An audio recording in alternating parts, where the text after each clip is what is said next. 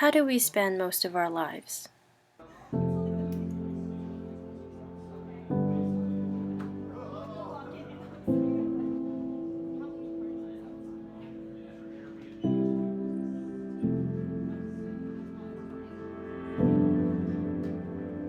Our lives are fast-paced, and we often find ourselves occupied with our work, jobs, and personal matters. But we all know this. So the real question is, why can't we seem to slow down? And why is it not apparent to Regis students and faculty? I don't usually take time out of my busy schedule, but I'll try to make time, but it usually just never happens. I just have like either homework or like my mom wants to talk to me and stuff like that, so I never really have downtime like to slow down. The only time I have to slow down is if I'm like by myself and I'm isolated. That's usually when like I have my time and like I'll listen to music and then I'll just contemplate things. But other than that, I'm usually busy all the time, so I don't really take time to myself. I don't know, I'm a very busy person and I like to be busy because it keeps me occupied. But at the same time, sometimes it just gets too much and I feel like I'm about to lose my mind. So sometimes I do try to like slow down, but I forget to do it most of the time. So have I ever taken the time to slow down? Yes. I constantly feel the need to, but I find it harder and harder to do the older I get. And the more professional and personal and family responsibilities I find myself kind of struggling with. So I think it's important, and there's times when I'm able to. I think one of the benefits of the academic life is that there's a certain rhythm and ritual, and that there are times for breaks. In the midst of it, I find it really hard to do it. We don't have time. There aren't enough hours in the day to slow down. And the idea is that we finish one task and go on to a new one. The sad thing about our inability to find time is the very fact that we want time.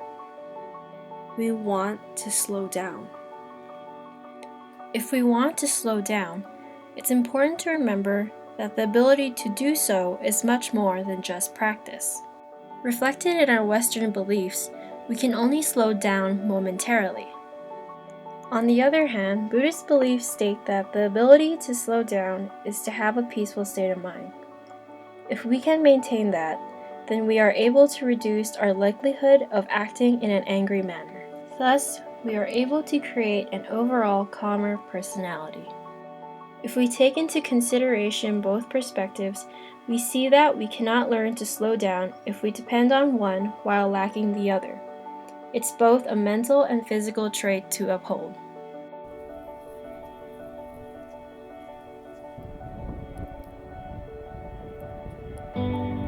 So where do we start? Perhaps we can start here.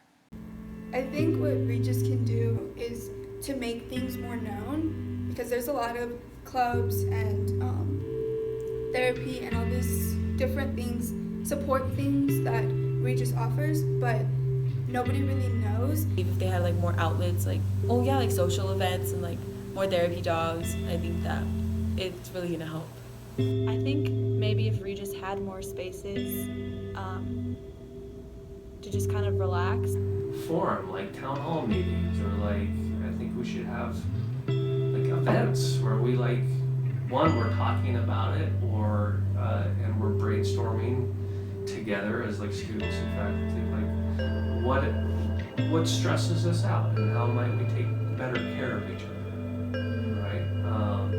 So I guess the first step is like to actually talk about it, right? To like recognize it, and then that there's a certain culture of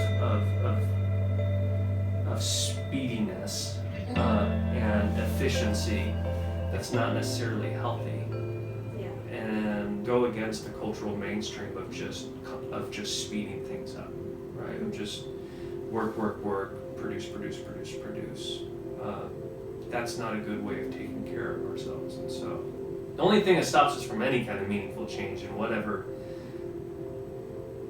domain we're talking about, whether it's social issues or economic issues or political or academic, is just holding on to the assumption that, well, this is just how things have always been, and this is just how business as usual goes on. And so it's kind of fatalism, where it's like, well, this is just how things go, and so you just got to deal with it. If we're really willing to recognize that our institutions and our time is what we make of